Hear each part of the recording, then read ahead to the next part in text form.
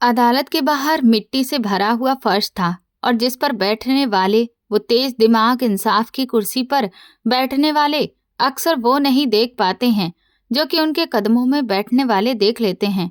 वकील साहब, कभी कभी कानून की मोटी किताबों में वो सच्चाई नहीं मिलती जो कि रेड़ी की टोकरी में पड़े हुए कुछ बेकार पन्नों पर लिखी होती है।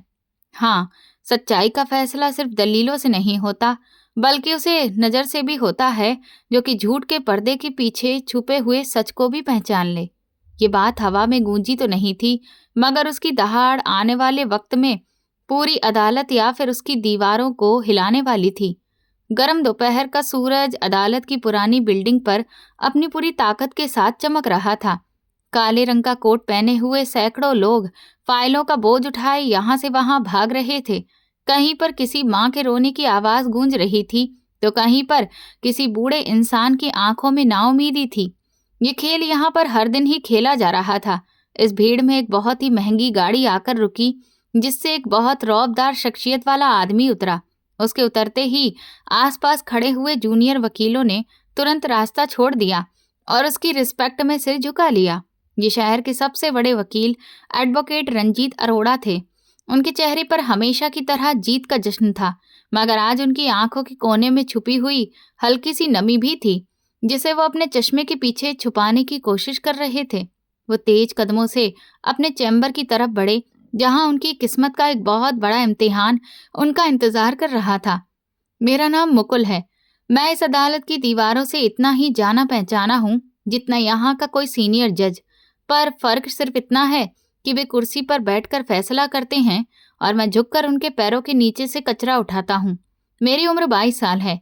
मेरे शरीर पर मौजूद ये गंदे मैले कुचैले वाले कपड़े और हाथ में पकड़ा हुआ ये पुराना झाड़ू ही मेरी पहचान है।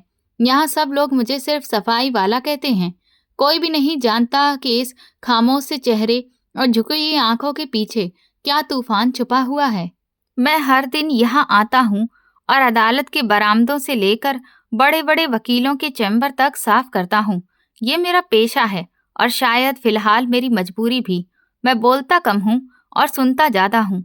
लोग समझते हैं कि एक सफाई वाला भला कानून की पेचीदगियों को क्यों समझेगा, मगर वे नहीं जानते कि खामोशी सबसे बड़ा हथियार होती है। आज भी मैं रोज की तरह एडवोकेट रंजीत अरोड़ा के चैम्बर के बाहर सफाई कर रहा था। मेरा झाड़ू जमीन पर चल रहा था, मगर मेरे कान अंदर होने वाली बातचीत पर लगे हुए थे। रंजीत साहब आज रोज के मुताबिक कुछ ज्यादा ही परेशान लग रहे थे। उनके सामने एक अधेड़ उम्र का आदमी हाथ जोड़े खड़ा हुआ था, जिसकी आंखों से आंसू बह रहे थे। वकील साहब, भगवान के लिए कुछ तो करिए। कल आखिरी तारीख है। अगर कल भी फैसला हमारे पक्ष में नहीं हुआ तो फिर मेरे भाई को फांसी दे दी जाएगी। उस आदमी ने रोते हुए गुहार लगाई। उसके लहजे में बेबसी थी। रंजीत जी ने झुंझलाकर अपनी टाई ढीली की और फाइल मेज पर पटक दी। मैं जानता हूँ राम किशोर जी, मैं जानता हूँ कि आपका भाई बेगुनाह है, लेकिन बताइए मैं क्या करूँ। अदालत तो सबूत मांगती है। राणा के गवाह होने से ऐसा जाल बना दिया गया है कि निकलने का कोई रास्ता नजर ही नहीं आ रहा। रंजीत अरोड़ा की आवाज में थकावट और हताशा साफ झलक रही थी। लेकिन आप तो रंजीत अरोड़ा हैं, आप तो कभी कोई केस नहीं हारे। आपने तो कहा था कि ये केस बहुत ही मजबूत है, फिर अचानक से सब कुछ कैसे बदल गया। अभियुक्त के भाई ने भर्राई आवाज में शिकायत की। उसकी उम्मीदें टूट रही थी। रंजीत अरोड़ा अपनी कुर्सी से उठे और खिड़की की तरफ पीठ करके खड़े हो गए। मैंने अपनी जिंदगी के 20 साल इस वकालत को दे दिए हैं राम किशोर जी, 20 साल। मैंने कभी हार का मुंह नहीं देखा, मगर ये केस मेरे करियर का सबसे मुश्किल केस बन गया है। मुझे समझ में ही नहीं आ रहा कि आखिर कहाँ पर गलती कर रहा हूँ। उनके बात करने के अंदाज में हार थी, जो उनकी पर्सनैलिटी के बिल्कुल विपरीत थी। मैं धीरे से दरवाजा खोलकर अंदर दाखिल हुआ और खामोशी से कोने में पड़ी हुई रेड़ी की टोकरी को खाली करने लगा। रंजीत अरोड़ा ने मेरी तरफ देखा भी नहीं। उनके लिए मैं उस कमरे में मौजूद फर्नीचर की तरह बिल्कुल बेजान था। सर, कोई तो रास्ता होगा, कोई तो दलील होगी जो मेरे भाई को बचा सके। वो बेगुनाह है वकील साहब, उसके छोटे छोटे बच्चे हैं। राम किशोर ने दोबारा हाथ जोड़ लिए। वो तकरीबन रंजीत अरोड़ा के पैरों में गिरने ही वाला था। रंजीत अरोड़ा ने पलटकर राम किशोर के कंधे पकड़ लिए। देखो, इमोशनल होने से अदालत नहीं चलती। मुझे कानून का ही कोई रास्ता ढूंढना है। मैं अपनी तरफ से पूरी कोशिश कर रहा हूँ, लेकिन गवाह का बयान बहुत ही पक्का है। वो कह रहा है कि उसने तुम्हारे भाई को मौकाए वारदात पर देखा है। रंजीत ने ये कहते हुए बेचारगी से अपना सिर हिला दिया। मैंने आंख के किनारे से मेज पर पड़ी हुई उस फाइल को देखा जिसने शहर के सबसे बड़े वकील की नींद उड़ा रखी थी। ये एक कत्ल का केस था। एक बेगुनाह को फंसाया जा रहा था और कानून का सबसे बड़ा खिलाड़ी अपनी चालें भूल चुका था। मुकुल, तुम अभी तक यहीं हो? जाओ यहाँ से, मुझे अकेलापन चाहिए। रंजीत अरोड़ा की नजर अचानक मुझ पर पड़ी तो वो गुस्से से चिल्लाने लगे। जी साहब, बस ये यहाँ डस्टिंग कर लूं। मैंने आराम से जवाब दिया और टेबल के कोने को कपड़े से साफ करने लगा। मेरा दिल चाह रहा था कि मैं चिल्लाकर कहूं कि साहब, इस फाइल को दोबारा पढ़िए, लेकिन मेरी हैसियत मुझे चुप रहने के लिए कह रही थी। रामकिशोर मायूसी से सिर झुकाकर कमरे से बाहर निकल गए। कमरे में अब सिर्फ मैं और रंजीत रह गए थे। वो थककर कुर्सी पर बैठ गए और उस फाइल को दोबारा से खोल लिया। मैं जानबूझकर अपने काम में सुस्ती दिखाने लगा ताकि कुछ देर और वहां पर रुक सकूं। ये गवाह, ये राणा, इसका बयान मेरी समझ से बाहर है। आखिर उसने समय का जिक्र इतनी सफाई से कैसे किया कि मैं उसे पकड़ ही नहीं पा रहा हूँ। रंजीत अरोड़ा खुद से ही बातें कर रहे थे। वो भयंकर मानसिक दबाव के शिकार हो चुके थे। मैं सफाई करते हुए टेबल के पास पहुंचा। मेरी नजर फाइल के खुले हुए कुछ पन्नों पर पड़ी। ये एफआईआर की कॉपी थी और उसके साथ ही गवाहों की तहरीरी बयान दर्ज थे। मैंने एक पल के लिए अपनी झाड़ू रोकी और फिर सरसरी सी नजर उस पर डाली। तुम जाओ मुकुल, मुझे बाहर से कॉफी भिजवाओ और दरवाजा भी बंद कर देना। उन्होंने बिना सिर उठाए मुझे ऑर्डर दिया। जी साहब, मैंने शांत अंदाज में कहा और बाहर निकल गया। बाहर निकलकर मैंने गहरी सांस ली। मेरा दिल जोर जोर से धड़क रहा था। मैं जानता था कि अंदर बैठा हुआ इंसान एक बहुत बड़ी गलती कर रहा है, एक ऐसी गलती जो एक बेगुनाह की जान ले लेगी। मैं फिर कैंटीन की तरफ गया और कॉफी का ऑर्डर दिया। मेरे दिमाग में बार बार वही फाइल घूम रही थी। एफआईआर और गवाहों के बयान में एक पॉइंट था, एक ऐसा पॉइंट जो पूरे केस का ही रुख मोड़ सकता था। कुछ देर बाद मैं कॉफी का कप लेकर वापस चैम्बर के अंदर दाखिल हुआ। रंजीत साहब अभी भी इस फाइल को घूर रहे थे। उनके माथे पर पसीने की बूंदें चमक रही थीं। साहब, ये आपकी कॉफी। मैंने कप को टेबल पर रख दिया। रख दो, उन्होंने थोड़ा सा तीखे अंदाज में कहा, लेकिन मैं फिर वहां से हिला नहीं। मैं वहीं खड़ा रहा। मेरे अंदर एक जंग जारी थी कि बोलूं या ना बोलूं। अगर मैं बोला तो शायद फिर नौकरी से हाथ धोना पड़ेगा, और अगर नहीं बोला तो एक बेगुनाह इंसान बलिदान हो जाएगा। जमीर का बोझ नौकरी के डर से ज्यादा भारी था। तुम अभी तक यहाँ से गए नहीं हो? रंजीत साहब ने मुझे खड़ा देखकर तेवर चढ़ाते हुए कहा। साहब, अगर आप बुरा ना माने तो मैं आपसे एक बात कहूं। मेरी आवाज हल्की थी मगर उसमें कोई कपकपाहट नहीं थी। रंजीत जी ने हैरत से सिर उठाया और मुझे देखा। क्या बात है, पैसे चाहिए हैं क्या? उनका अंदाज रूखा था। वो समझे कि मैं शायद उनसे कुछ टिप मांगने के लिए खड़ा हूं। नहीं साहब, मुझे पैसे नहीं चाहिए। मुझे बस इस केस के बारे में आपसे कुछ कहना है, मैंने हिम्मत इकट्ठी करके उनसे कहा। रंजीत जी की आंखों में भयंकर हैरत दिखने लगी। वो जोर से हंसने लगे। तुम एक सफाई वाले हो और तुम मुझे मेरे केस के बारे में कुछ बताओगे? क्या तुम जानते भी हो कि ये कानून की कौन सी दफा है? उनका लहजा बहुत ही बेइज्जती भरा था। मैंने नजर झुका ली। साहब, मैं कानून तो नहीं जानता, लेकिन मैं इतना जानता हूं कि सच और झूठ में वक्त का फर्क नहीं होता। मेरा लहजा भले ही डर से भरा था मगर मेरी बात में वजन था। वक्त का फर्क? क्या मतलब है तुम्हारा? देखो, पहेलियां मत बुझाओ, साफ साफ बात करो, वरना यहाँ से दफा हो जाओ। उन्हें बहुत गुस्सा आ रहा था, लेकिन मेरी बात ने उनकी जिज्ञासा को भी हवा दे दी थी। साहब, ये जो फाइल आपके सामने खुली हुई है उसमें एफआईआर के मुताबिक हादसे का वक्त रात के 11 बजे लिखा हुआ है। मैंने डरते डरते उंगली से फाइल की तरफ इशारा किया। हाँ तो? ये तो मुझे भी अच्छे से पता है, वो बेसब्री से बोले। और जो गवाह का बयान साथ में लिखा हुआ है पेज नंबर 18 पर, वो कह रहा है कि जब वो दुकान से सामान लेकर निकला था तो मंदिर में रात की आरती हो रही थी। और तब उसने मुलजिम को देखा। मैंने एक ही सांस में बात पूरी की। रंजीत जी खामोश हो गए। वो कुछ लम्हों के लिए मुझे देखते रहे, फिर तेजी से उन्होंने फाइल का पन्ना पलटा। उनकी उंगलियां एफआईआर की लाइनों पर घूमी और फिर गवाह के बयान पर जा रुकी। कमरे में मौत जैसा सन्नाटा पसर गया था। सिर्फ दीवार पर लगी घड़ी की टिक टिक सुनाई दे रही थी। रंजीत जी की आंखें फैल गईं। वो बार बार एफआईआर और गवाह के बयानों को देख रहे थे। हे भगवान! उनके मुंह से अचानक निकल पड़ा। वो कुर्सी से उछल पड़े। शाम की आरती तो लगभग 8 बजे के आसपास होती है और ये वारदात तो 11 बजे हुई थी। यानी गवाह 3 घंटे पहले का वक्त बता रहा है, जब मुलजिम वहां था ही नहीं। उनके चेहरे पर एक अजीब सी रोशनी आ गई।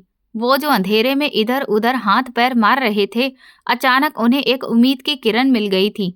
वो धीरे से सीधे हुए और फिर मुझे ऐसे देखने लगे जैसे मैं कोई अजूबा हूँ। तुमने ये कैसे नोट किया? मैं पिछले 10 दिनों से इस फाइल को रट रहा हूँ। मेरी नज़र से ये पॉइंट कैसे स्लिप हो गया? उनकी आवाज में गहरी हैरानी थी।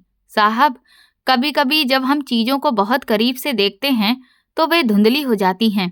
दूर से देखने वालों को साफ नजर आती हैं। मैं तो बस सफाई कर रहा था। मेरी नजर पड़ गई तो सोचा कि आपको बता दूं।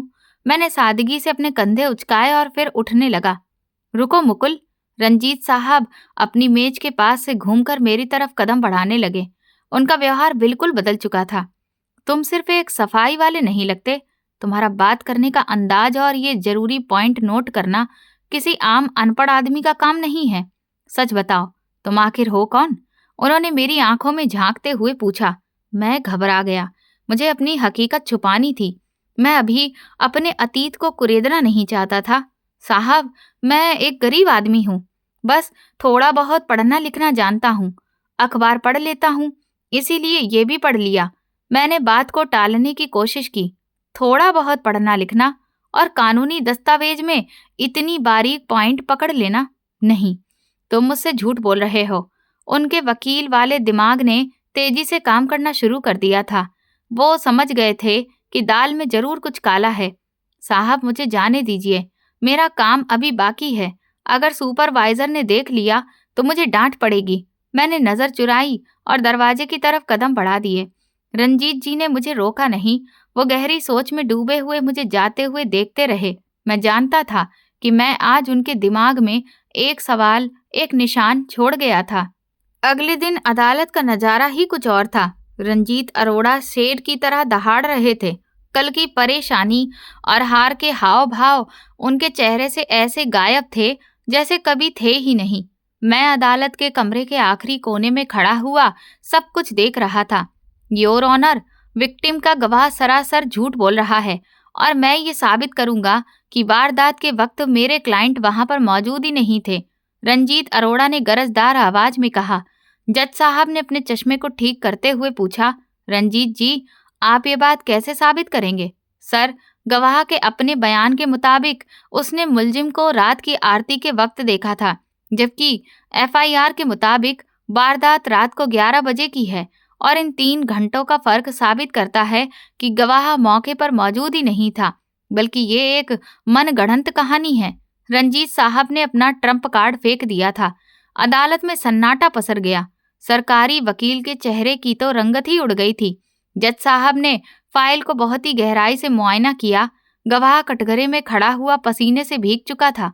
वो झूठ जो इतनी सफाई से बोला गया था, एक पल में ही बेनकाब हो गया था। उस दिन रंजीत जी ने वो हारा हुआ केस जीत लिया था। राम किशोर और उसका परिवार खुशी से रो रहे थे। रंजीत अरोड़ा के नाम की जय जयकार हो रही थी। वो बाहर निकले तो बाकी के वकीलों ने उन्हें घेर लिया और फूलों के हार लाद दिए। वो सबको धन्यवाद कह रहे थे और मुस्कुरा रहे थे, लेकिन उनकी नजरें भीड़ में किसी को तलाश कर रही थी। मैं दूर खड़ा एक पेड़ की आड़ से ये सारा नजारा देख रहा था। मेरे चेहरे पर एक सुकून छाया था। एक बेगुनाह की जान बच गई थी। मेरे पिता को इंसाफ नहीं मिला था, लेकिन आज मैं किसी और के बाप को बचा पाया था। यही मेरी जीत थी। मैंने अपना झाड़ू उठाया और खामोशी से वहां से जाने लगा। मुकुल, अचानक से मेरे कानों में वही जानी पहचानी सी आवाज गूंजी। मैं आगे बढ़कर रुक गया। रंजीत अरोड़ा भीड़ से निकलकर सीधा मेरी तरफ आ रहे थे। उनके चेहरे पर वही हैरत और सवालिया निशान था जो कल चैम्बर में था। वो मेरे करीब आए और मेरे हाथ में पकड़े हुए झाड़ू को देखा और फिर मेरी आंखों में देखा। आज की जीत मेरी नहीं, तुम्हारी है।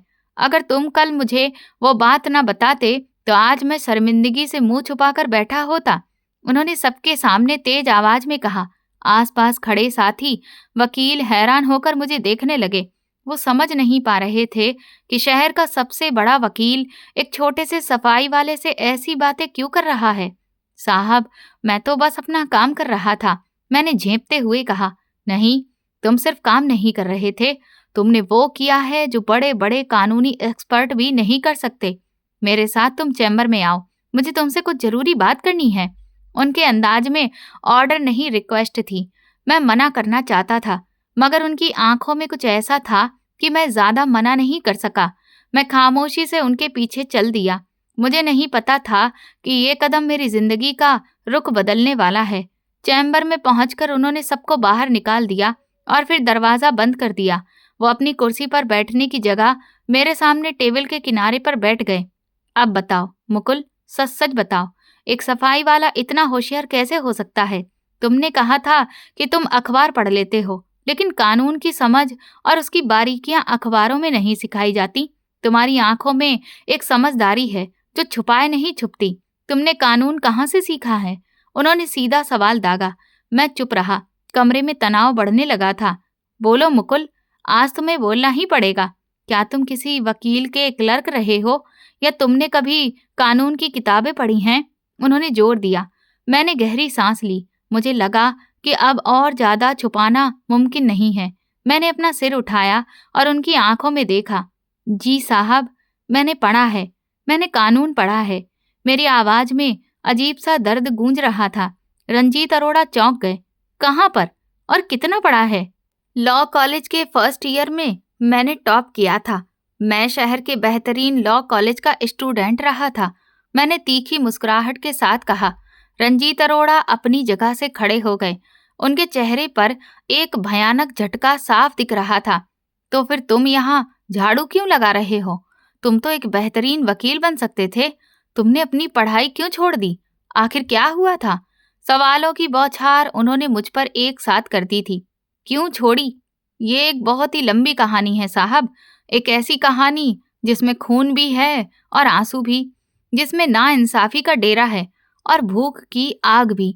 मैंने दीवार की तरफ खाली नजरों से देखा। अतीत की फिल्म मेरी आंखों के सामने चलने लगी। बताओ, मुझे सुनना है, मैं सब जानना चाहता हूँ। रंजीत अरोड़ा मेरे पास आ गए। उनकी आवाज धीमी पड़ गई थी। साहब, जब इंसाफ का तराजू पकड़ने वाले ही हाथ बिक जाएं और जब कानून के रखवाले ही कानून का सौदा कर दें, तो फिर मेरे जैसे काबिल स्टूडेंट के हाथ से कलम छीनकर झाड़ू पकड़ा दिया जाता है।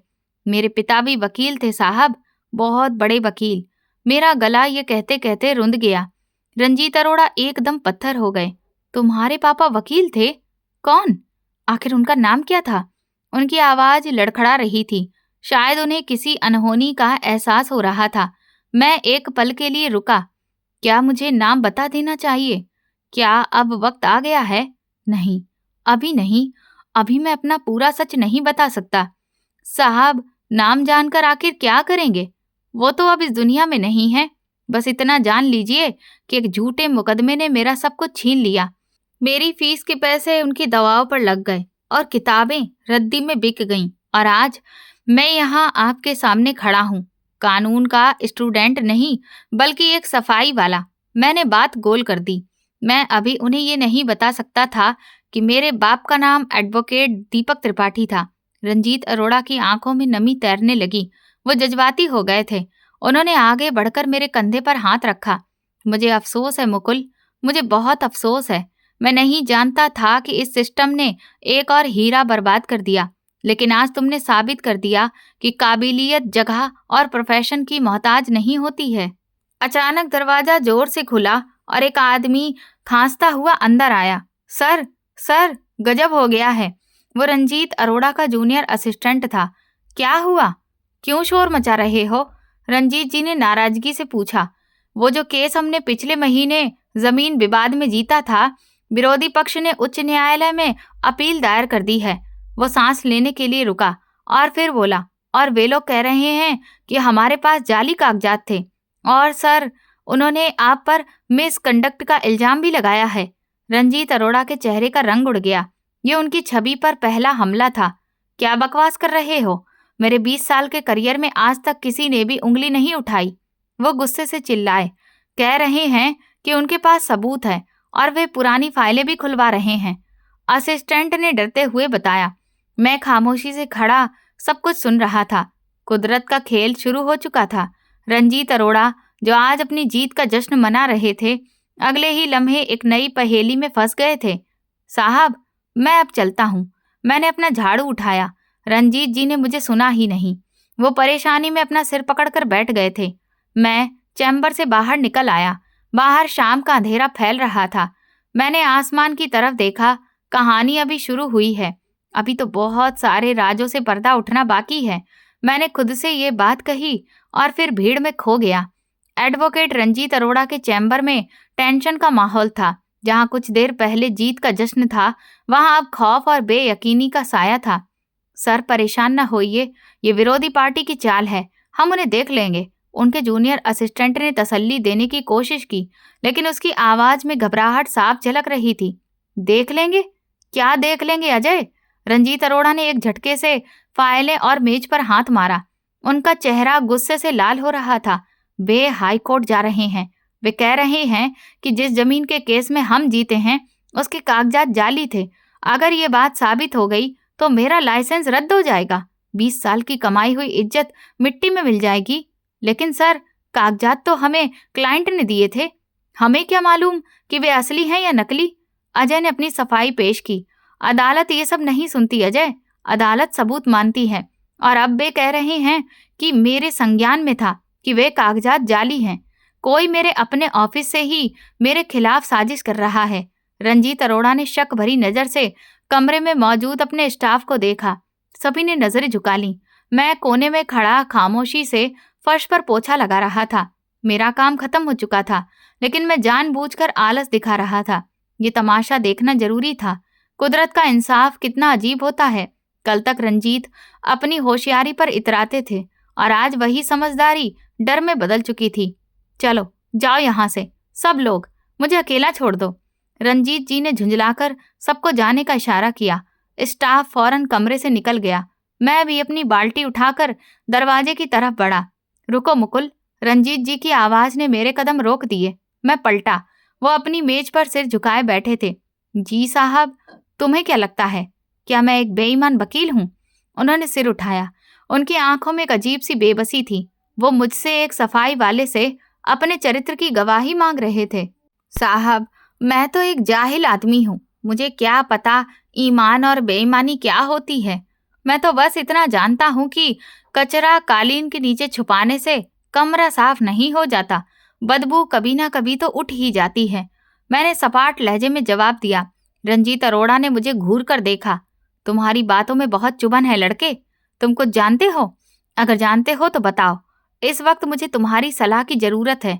मैंने बाल्टी नीचे रखी और चंद कदम आगे बढ़ा।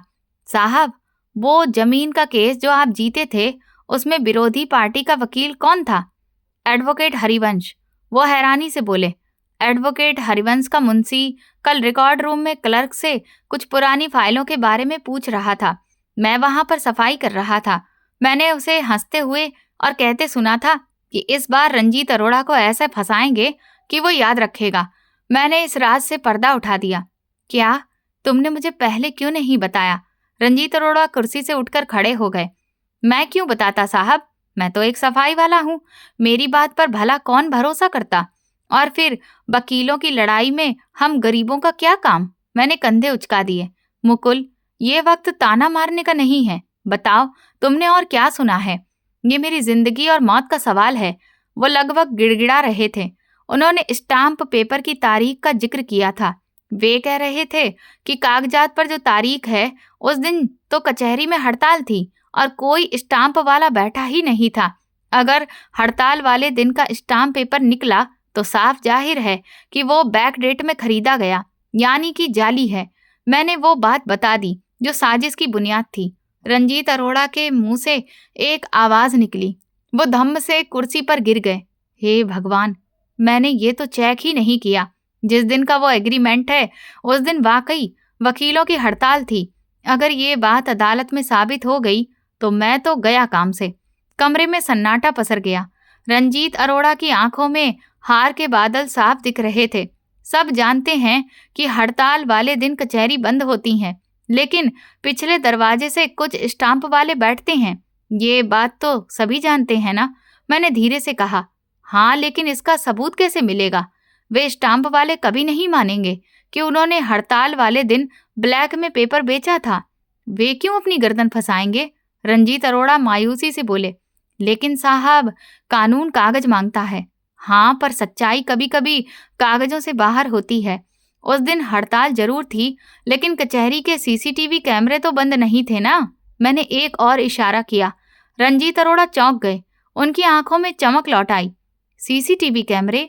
हाँ, अगर हम ये साबित कर दें कि मेरा क्लाइंट उस दिन कचहरी आया था और उसने वो पेपर खरीदा था, तो जाली होने का इल्जाम खत्म हो जाएगा। लेकिन सीसीटीवी फुटेज तो 1 महीने पुरानी होती है। रिकॉर्ड रूम वाले उसे डिलीट कर देते हैं। मैंने अगली रुकावट याद दिलाई। रंजीत अरोड़ा फिर से परेशान हो गए। तुम सही कह रहे हो। अब क्या होगा? सब रास्ते बंद हैं। सब रास्ते बंद नहीं हैं साहब। रिकॉर्ड रूम का इंचार्ज मेरा पहचान वाला है। वो पुरानी हार्ड डिस्क को तुरंत फॉर्मेट नहीं करता, बल्कि स्टोर में रख देता है। अगर आप कहें तो फिर मैं कोशिश कर सकता हूँ। मैं अपनी आखिरी चाल चल चुका था। तुम ये कर सकते हो? रंजीत अरोड़ा की आंखों में उम्मीद का दिया जल गया था। मैं कोशिश कर सकता हूँ, लेकिन मेरी एक शर्त है, मैंने मजबूत अंदाज में कहा। क्या शर्त है? पैसे चाहिए। बोलो, कितने पैसे चाहिए? उन्होंने तुरंत जेब की तरफ हाथ बढ़ाया। मुझे आपका पैसा नहीं चाहिए साहब। बस आप इतना वादा करें कि अगर मैं ये सबूत लाकर दूंगा तो फिर आप आइंदा किसी भी बेगुनाह का केस खराब नहीं करेंगे और सच्चाई का साथ देंगे। मेरा अंदाज भारी हो गया था। रंजीत ने मुझे हैरत से देखा। एक मामूली सफाई वाले की जुबान से ऐसी बात उनके लिए किसी झटके से कम नहीं थी। मैं वादा करता हूँ मुकुल, मैं वादा करता हूँ। तुम जाओ और वो फुटेज लेकर आओ। मैं वहां से निकला और सीधा रिकॉर्ड रूम की तरफ गया। मैं जानता था कि ये काम आसान नहीं था, लेकिन मुझे ये करना ही था। इसलिए नहीं कि मुझे रंजीत अरोड़ा से हमदर्दी थी, बल्कि इसलिए कि मैं देखना चाहता था कि ये इंसान वाकई अपने वादे का पक्का रह सकता है या नहीं। अगर उसने अपने वादे को निभाया तो शायद मैं उसे अपने बारे में बता सकूं। 1 घंटे के बाद मैं वापस चैम्बर के अंदर गया। मेरे हाथ में एक छोटी सी यूएसबी थी। रंजीत अरोड़ा बेचैनी से टहल रहा था। मुझे देखते ही वो मेरी तरफ लपक आए। मिल गई? उनकी आवाज काफी कमजोर लग रही थी। जी साहब, उसमें उस दिन की फुटेज है। आपका क्लाइंट गेट नंबर 4 से दाखिल होता हुआ साफ दिखाई दे रहा है और उसके हाथ में स्टाम्प पेपर भी है। मैं यूएसबी उनके हाथ में पकड़ा दी। रंजीत अरोड़ा ने तुरंत यूएसबी लैपटॉप में लगाकर देखी। स्क्रीन पर वीडियो चलने लगी। जैसे जैसे वीडियो आगे बढ़ी, उनके चेहरे का तनाव खत्म हो गया। आखिरकार वो सुकून की सांस लेकर कुर्सी पर बैठ गए। तुमने मुझे बचा लिया मुकुल। तुमने आज मुझे दूसरी बार बचाया है। तुम कोई मामूली इंसान नहीं हो। तुम्हारे अंदर एक बहुत बड़ा वकील छुपा हुआ है। उन्होंने मेरी तरफ देखते हुए कहा। वकील तो मर गया है साहब। अब सिर्फ ये सफाई वाला जिंदा है। मैंने तीखे अंदाज में कहा और मुड़ने लगा। नहीं मुकुल, रुको। रंजीत अरोड़ा अपनी जगह से उठे और मेरे सामने आकर खड़े हो गए। तुम मुझसे कुछ छुपा रहे हो। तुम्हारी आंखों में नफरत है, दर्द है और एक बहुत गहरा राज है। तुम वही हो ना जिसने लॉ कॉलेज में टॉप किया था? तुमने पढ़ाई क्यों छोड़ी? कल तुमने कहा था कि तुम्हारे पापा पर झूठा मुकदमा लगाया गया था। मुझे बताओ मुकुल, मैं तुम्हारी मदद करना चाहता हूँ। मदद? ये कहकर मैं जोर से हंस पड़ा। अरे साहब, जब मदद की जरूरत थी तब तक कोई भी आगे नहीं आया। अब जब सब कुछ लुट गया है तो फिर मदद का क्या फायदा? आप बड़े लोग हैं। आपकी दुनिया में इंसाफ भी बिकता है और कानून भी। हम गरीबों के हिस्से में सिर्फ तारीखें और सजा आती है। तुम इतना मायूस क्यों हो? हर वकील बुरा नहीं होता। देखो, मैं मानता हूँ कि मुझसे गलतियां हुई हैं, लेकिन मैं सुधारना चाहता हूँ। मुझे बताओ, तुम्हारे पापा कौन थे? शायद मैं इस केस को दोबारा खोल सकूं और शायद अभी भी इंसाफ की कोई उम्मीद हो। रंजीत अरोड़ा ने जोर दिया तो उनके अंदाज में मुझे सच्चाई दिख रही थी। मैं एक लम्हे के लिए खामोश हो गया। क्या मुझे बता देना चाहिए? दिल ने कहा नहीं, अभी नहीं, अभी तो और भी इम्तिहान बाकी हैं। साहब, मुर्दे कभी भी जमीन से वापस नहीं आते हैं और ना ही गया हुआ वक्त लौटाया जा सकता है। आप अपनी इज्जत बचाइए और मुझे मेरा काम करने दीजिए। बस याद रखिएगा कि आपने मुझे एक वादा किया है। मैंने उनकी आंखों में आंखें डालकर कहा। रंजीत अरोड़ा खामोश हो गए। वो समझ गए थे कि मैं इतनी आसानी से अपना राज नहीं खोलूंगा। ठीक है मुकुल, मैं तुम्हें मजबूर नहीं करूंगा, लेकिन याद रखना, ये चैम्बर अब तुम्हारे लिए हमेशा खुला है। तुम जब चाहो यहाँ आ सकते हो। सफाई के लिए नहीं, बल्कि बराबरी की जमीन पर। आज से तुम मेरे सिर्फ नौकर नहीं हो, तुम मेरे साथी हो। उन्होंने हाथ बढ़ाया। मैंने उनके हाथ को देखा। एक प्रसिद्ध वकील का हाथ एक सफाई वाले की तरफ बढ़ा हुआ। मैंने एक लम्हे के लिए खुद को रोका, फिर हाथ मिलाए बिना ही अपना झाड़ू उठा लिया। मेरा हाथ गंदा है साहब, आपका कोट खराब हो जाएगा। ये कहकर मैं तेजी से कमरे से बाहर निकल आया। बाहर निकलकर मैंने एक लंबी सांस ली। मेरा दिल जोर जोर से धड़क रहा था। मैंने आज रंजीत अरोड़ा को बचाकर शायद गलती की थी, या फिर शायद ये एक नई शुरुआत थी। दूसरी तरफ चैम्बर में रंजीत अभी भी दरवाजे को देख रहे थे जहां से मुकुल गया था। उन्होंने फोन उठाया और फिर एक नंबर डायल किया। हेलो इंस्पेक्टर, मुझे एक लड़के का रिकॉर्ड चाहिए। उसका नाम मुकुल है, उम्र तकरीबन 22 साल है, लॉ कॉलेज का बेहतरीन स्टूडेंट रह चुका है। मुझे उसके बाप का नाम, उसका घर, उसका अतीत सब कुछ जानना है। और हाँ, ये काम खुफिया तरीके से होना चाहिए, उसे खबर नहीं होनी चाहिए। उन्होंने फोन रख दिया। रंजीत अरोड़ा की आंखों में जिज्ञासा की आग भड़क उठी थी। मुकुल, तुम चाहे कितना ही मुझसे छुपा लो, मैं तुम्हारी सच्चाई जानकर रहूंगा। इतना समझदार इंसान कूड़े के ढेर में नहीं रह सकता। इसके पीछे जरूर कोई बहुत बड़ी दास्तान है। मैं कॉरिडोर में चलता हुआ अदालत के उस पुराने कमरे के सामने रुक गया जहां कुछ साल पहले मेरे पिता को सजा सुनाई गई थी। दीवारें वही थी, जज की कुर्सी वही थी, बस अब कटघरे में कोई और था। पापा, आपका बेटा वापस आ गया है, झाड़ू लेकर आया है, लेकिन फिक्र मत करना, बहुत जल्द इस झाड़ू से इस पूरे सिस्टम की गंदगी साफ करूंगा। मेरी आंखों में आंसू नहीं थे, आज उनमें बदले और इंसाफ की मिली-जुली आग थी। एडवोकेट रंजीत अरोड़ा के चैम्बर की हवा बदली बदली सी थी। वो अपने ऊपर लगे बदनीयती के इल्जाम से तो बरी हो चुके थे, लेकिन उनके दिमाग में एक नया मुकदमा चल रहा था। मैंने अपनी ड्यूटी का वक्त बदलने की कोशिश की। मैं कोशिश करता रहा कि मैं तब वहां पर जाऊं जब वो अदालत में हो, लेकिन रंजीत अरोड़ा जैसे कि मुझ पर पहरा देकर बैठे हुए थे। मुकुल, इधर आओ। रंजीत अरोड़ा की आवाज गूंजी। वो अपनी टेबल पर फाइलों के ढेर से घिरे हुए बैठे थे। जी सर। मैं झाड़ू हाथ में लिए हुए नजरें झुकाकर अंदर दाखिल हुआ। ये सामने कुर्सी पड़ी है, बैठ जाओ। उन्होंने बिना सिर उठाए मुझे ऑर्डर दिया। सर, मैं ऐसे ही ठीक हूँ, मेरे कपड़े गंदे हैं। मैंने मना कर दिया। मैं अपनी लिमिट में रहना चाहता था ताकि मेरा राज सुरक्षित रहे। बैठ जाओ, ये वकील का चैम्बर है, यहाँ कपड़े नहीं दिमाग की सफाई देखी जाती है। उनका अंदाज कठोर था, जिसमें इनकार करने की कोई गुंजाइश नहीं थी। मैं डरते डरते कुर्सी के किनारे पर टेक लगाकर बैठ गया। दिल की धड़कनें काबू से बाहर हो रही थीं। क्या उन्हें पता चल गया है? क्या इंस्पेक्टर ने रिपोर्ट दे दी है? रंजीत अरोड़ा ने पेन स्टैंड की ओर हाथ बढ़ाया और चश्मा उतारकर टेबल पर रख दिया। मुकुल, तुम जानते हो मेरे पास आज कौन सा केस आया है? उन्होंने अचानक सवाल किया। भला मुझे क्या पता होगा सर, मैं तो बस एक सफाई वाला हूँ। मैंने अनजान बनने की एक्टिंग की। एक्टिंग मत करो मुकुल, तुमने 2 बार मेरी इज्जत बचाई है, अब तुम मुझे बेवकूफ नहीं बता सकते। ये केस एक विधवा औरत का है। एक जमींदार ने उसकी जमीन हड़प ली है। कागजात सारे जमींदार के पास हैं, औरत के पास सिर्फ आंसू हैं। कानून सबूत मांगता है और मेरे पास कुछ भी नहीं है। उनकी आवाज में एक अजीब सी मायूसी थी, शायद वो मुझे आजमा रहे थे। सर, तब तो भगवान मदद करेगा, मैंने छोटा सा जवाब दिया। भगवान मदद करने के लिए जरिया बनाते हैं मुकुल, और मुझे लगता है कि तुम वो जरिया बन सकते हो। वो अपनी कुर्सी से उठकर मेरे सामने आकर खड़े हो गए। देखो, मैं जानता हूँ कि तुम कानून जानते हो, मैं नहीं पूछूंगा कि कैसे और कहाँ से सीखा, लेकिन आज मुझे तुम्हारी मदद चाहिए। वो औरत बाहर बैठी रो रही है।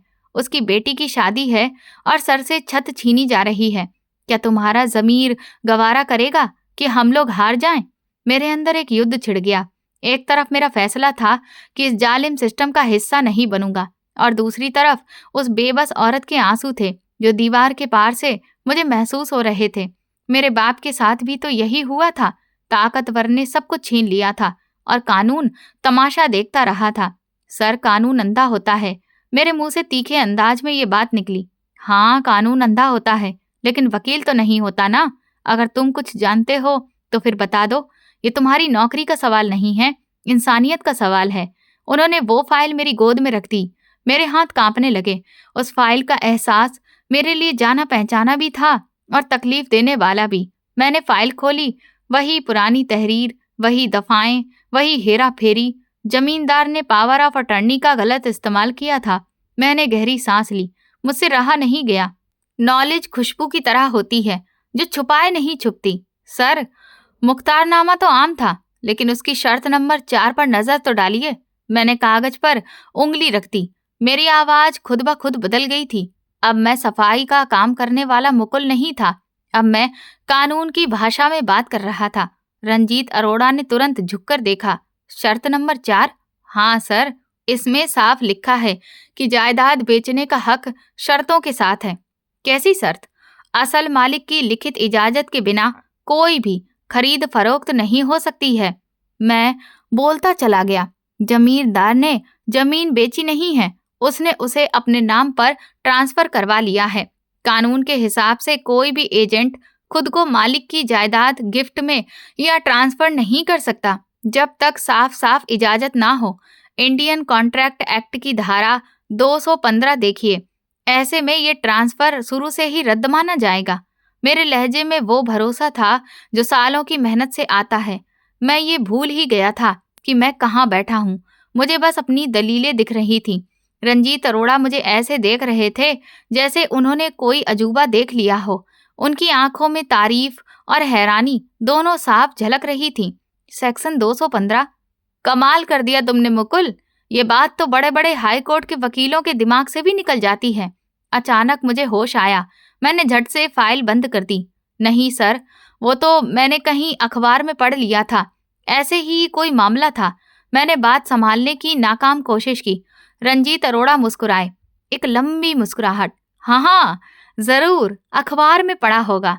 तुम्हारे अखबार बहुत ही कमाल के हैं मुकुल, उन्होंने तंज किया। लेकिन मुझे और कुरेदा नहीं। तुम जाओ, अच्छा है, अपना काम करो। मैं तेजी से चैम्बर से बाहर निकल आया। मेरी सांस फूल रही थी। मैंने फिर गलती कर दी थी। मैंने फिर अपनी समझदारी दिखा दी थी। बाहर बरामदे में वो बूढ़ी औरत बैठी मुझे आशीर्वाद दे रही थी। उसके चेहरे पर उम्मीद देखकर मेरे दिल को कुछ सुकून मिला। चलो, किसी का भला तो हुआ। अगले 2 दिन रंजीत अरोड़ा अदालत में व्यस्त रहे। उन्होंने वो केस कैसे जीत लिया? जमींदार के वकील तो मुंह देखते रह गए थे। पूरे बार रूम में रंजीत अरोड़ा की होशियारी के चर्चे थे, लेकिन वो जानते थे कि इस जीत का असली हीरो कौन है। तीसरे दिन शाम को मैं लाइब्रेरी में झाड़ू लगा रहा था। पूरा ऑफिस खाली हो चुका था। सिर्फ रंजीत सर अपने चैम्बर में मौजूद थे कि अचानक मेरे फोन की घंटी बजी। ये मेरी माँ के डॉक्टर का फोन था। हेलो बेटा मुकुल, तुम्हारी माँ की तबीयत बहुत बिगड़ रही है। दवा खत्म हो गई है। अगर आज रात इंजेक्शन नहीं लगा तो फिर सांस रुक सकती है।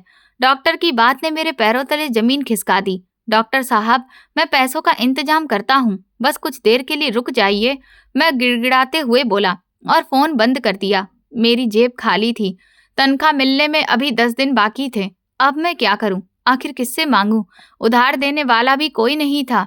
मैं इसी उधेड़बुन में था कि रंजीत अरोड़ा चैम्बर से बाहर निकले। उन्होंने मुझे परेशान देखा। क्या हुआ मुकुल? चेहरे का रंग क्यों उड़ा हुआ है? उनकी आवाज में हमदर्दी थी। कुछ नहीं सर, बस घर में थोड़ी सी परेशानी है। मैंने नजरें चुरा ली। पैसों की दिक्कत है क्या? वो तुरंत समझ गए। मैं खामोश रहा। मेरी खामोशी ही मेरा इकरार थी। कितने रुपए चाहिए? उन्होंने पर्स निकाला। मुझे भीख नहीं चाहिए, मैं उधार लूंगा और सैलरी से कटवा दूंगा। मेरी खुददारी अभी भी जिंदा थी, हालांकि मजबूती मेरे सिर पर ही नाच रही थी। रंजीत अरोड़ा ने कुछ नोट निकालकर मेरी तरफ बढ़ा दिए। तुम ये रखो, ये कोई भीख नहीं है और ना ही ये कोई उधार है। ये तुम्हारी उस कंसल्टेंसी की फीस है जो तुमने मुझे पिछले 3 केसेस में दी है। वो मुस्कुराए। मैं हैरानी से उन्हें देखने लगा, लेकिन वो बोले, अरे रख लो मुकुल, अपनी माँ के लिए। मैं जानता हूँ कि तुम्हारी माँ बीमार है। उन्होंने जबरदस्ती वो पैसे मेरे हाथ में पकड़ा दिए। और सुनो, कल सुबह जल्दी आ जाना, मुझे तुमसे एक बहुत जरूरी बात करनी है। मैं पैसे मुट्ठी में दबाकर भागा। उस वक्त मेरे लिए सबसे जरूरी सिर्फ मेरी माँ थी। मैं दवा लेकर घर पहुंचा, माँ को इंजेक्शन लगा, उनकी सांसें ठीक हुई। मैं सारी रात उनके सिरहाने बैठा रहा। अगली सुबह मैं भारी कदमों से अदालत पहुंचा। रंजीत अरोड़ा के चैम्बर के बाहर एक अजीब सी हलचल थी। अंदर से आवाजें आ रही थी। सर, ये रिपोर्ट बिल्कुल पक्की है। मैं खुद कॉलेज जाकर रिकॉर्ड चेक करके आया हूँ और पुराने अदालती फैसले भी निकलवाए हैं। ये किसी अजनबी की आवाज थी। रंजीत अरोड़ा खामोश थे। सर, ये लड़का कोई साधारण स्टूडेंट नहीं था। उसका बाप वो वकील था जिसे 10 साल पहले पूरे बार ने बायकॉट कर दिया था। ये उस गद्दार का बेटा है। अजनबी की आवाज में नफरत थी। बस करो इंस्पेक्टर, रंजीत अरोड़ा दहाड़े। अपने शब्द सोच समझकर इस्तेमाल करो। मुझे फाइल दो। इतने में दरवाजा खुला और एक पुलिस इंस्पेक्टर बाहर निकला। उसने मुझे घूर कर देखा और बड़बड़ाता हुआ चला गया। मेरा दिल गले में आ गया था। राज खुल चुका था। सब कुछ खत्म हो गया था। अब मुझे यहाँ से भाग जाना चाहिए। मैं मुड़ा ही था कि अंदर से आवाज आई, मुकुल, अंदर आ जाओ। आवाज में न गरज थी न गुस्सा, बल्कि एक अजीब सी थकान और दुख था। मैं कांपते कदमों से अंदर दाखिल हुआ। रंजीत अरोड़ा कुर्सी पर बैठे थे। उनके सामने टेबल पर एक पुरानी फाइल खुली पड़ी थी। वही फाइल जो शायद मेरी किस्मत का फैसला करने वाली थी। कमरे का माहौल इतना बोझिल था कि सांस लेना ही मुश्किल हो रहा था। दरवाजा बंद कर दो, उन्होंने धीरे से कहा। मैंने दरवाजा बंद किया। अब मैं और वो आमने सामने थे। कोई झाड़ू, कोई बहाना, कोई झूठ अब मेरे काम नहीं आ सकता था। तो ये सच्चाई है, तुमने मुझसे झूठ बोला, तुमने अपनी पहचान छुपाई। रंजीत अरोड़ा ने फाइल पर हाथ मारा। उनकी आंखें मेरी आंखों में जमी थीं। मैंने सोचा था तुम किसी गरीब क्लर्क के बेटे हो या शायद किसी हारे हुए मुंशी के, लेकिन तुम तो उस समंदर के तैराक निकले जिसमें हम सब तैर रहे हैं। सर, मैंने कभी नहीं चाहा कि आपको ये पता चले। मैं सिर्फ यहाँ पर पेट पालने के लिए आया था। मेरा गला सूख गया था। पेट पालने आए थे? वो तीखेपन से हंसे। इतना होशियार दिमाग, इतना कानूनी तीरंदाज, और तुम झाड़ू लगाकर पेट पाल रहे हो। तुमने लॉ कॉलेज में टॉप किया था। तुम गोल्ड मेडलिस्ट बनने वाले थे। तुमने सब कुछ छोड़ दिया। क्यों? सिर्फ इसलिए कि तुम्हारे बाप के साथ बुरा हुआ? सर, वो बुरा नहीं था, वो कत्ल था, इंसाफ का कत्ल। मेरे अंदर का लावा उबल पड़ा। मेरे पिता को झूठे गवाहों और बिके हुए वकीलों ने मारा। उसी कोर्ट ने उनका कफन तैयार किया। मैं इस प्रोफेशन से नफरत करता हूँ सर। मैं भूखा मर जाऊंगा, लेकिन वकील नहीं बनूंगा। रंजीत अरोड़ा खड़े हो गए। उनका चेहरा जज्बात से चमक रहा था। नफरत करते हो तो फिर मेरी मदद क्यों की? क्यों उस विधवा के लिए कानून का रास्ता बताया? क्यों उस जाली स्टाम्प पेपर को पकड़ा? क्यों? तुम्हारे खून में कानून है। तुम अपने आप से भाग सकते हो, अपनी किस्मत से नहीं। सर, मुझे जाने दीजिए, मेरा हिसाब कर दीजिए। मैंने अपनी हार मान ली थी। मैं अब यहाँ एक और पल नहीं रुक सकता। हिसाब? हिसाब तो अभी शुरू हुआ है मुकुल। रंजीत अरोड़ा ने फाइल उठाई और मेरे पास आ गए। मैंने अभी ये फाइल पूरी नहीं पढ़ी है, लेकिन इसके ऊपर लिखा हुआ नाम मुझे बेचैन कर रहा है। मुझे बताओ मुकुल, तुम्हारे पिता का नाम क्या था? मैं अब तुम्हारे मुंह से सुनना चाहता हूँ। मुझे बताओ कि मैं किसके बेटे से अपने ऑफिस में झाड़ू लगवा रहा था। उनकी आवाज में ऐसा दर्द था जिसने मुझे जकड़ लिया। अब यहाँ से बचना मुमकिन नहीं था। सच का सामना करने का वक्त आ गया था। मैंने सिर उठाया। मेरी आंखों में आंसू थे, लेकिन अंदाज मजबूत था। आप जानना चाहते हैं? तो सुनिए सर। कमरे में मौत जैसा सन्नाटा पसर गया था। मेरे पिता का नाम एडवोकेट दीपक त्रिपाठी था। मैंने आखिरकार वो नाम ले ही लिया जिसे मैंने सालों से अपने सीने में दफन कर रखा था। ये नाम सुनते ही रंजीत अरोड़ा के हाथ से फाइल छूटकर जमीन पर गिर गई। उनके चेहरे का रंग सफेद पड़ गया, जैसे शरीर से सारा खून निचोड़ लिया गया हो। उनके पैर लड़खड़ाए और उन्होंने सहारे के लिए मेज का कोना पकड़ लिया। दीपक त्रिपाठी? उनके होंठ कांप रहे थे। वही दीपक त्रिपाठी जिन्हें 10 साल पहले अदालत की गरिमा को डुबोने और रिश्वत के इल्जाम में सजा हुई थी। उनकी आवाज में यकीन और बेयकीनी की जंग थी। हाँ, वही दीपक त्रिपाठी जी, जिन्हें उनके अपने ही साथियों ने धोखा दिया। वही जो सच्चाई की मूर्ति थे, लेकिन दुनिया ने उन्हें शैतान बनाकर पेश किया। मैंने कड़वेपन से जवाब दिया और फिर अपने गालों से आंसू पोंछे। रंजीत अरोड़ा की आंखों में आंसू आ गए। वो एक मुजरिम की तरह सिर झुकाकर कुर्सी पर गिर गए। तुम मेरे गुरु के बेटे हो? मैं हैरान रह गया। क्या गुरु? रंजीत अरोड़ा ने भीगी आंखों से मेरी तरफ देखा। हाँ मुकुल, एडवोकेट दीपक त्रिपाठी मेरे गुरु थे। मैंने अपनी वकालत का पहला सबक उन्हीं से सीखा था। वो मेरे लिए पिता का दर्जा रखते थे।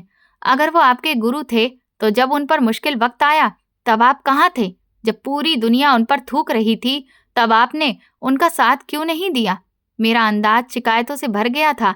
रंजीत अरोड़ा ने अपना मुंह हाथों में छुपा लिया। उनके कंधे कांप रहे थे। मैं उस वक्त देश में नहीं था मुकुल। मैं हायर स्टडीज के लिए इंग्लैंड जा चुका था। मुझे वहीं खबर मिली थी कि उन पर एक बहुत बड़ा केस बन गया है। मुझे पता था कि वो झूठा केस है। मेरा दिल कहता था कि मुझे वापस जाना चाहिए, अपने गुरु के साथ खड़ा होना चाहिए, लेकिन वो डर मेरी हिचकियां बंद गई थीं। क्या मैं बेदर्दी से सोच रहा था?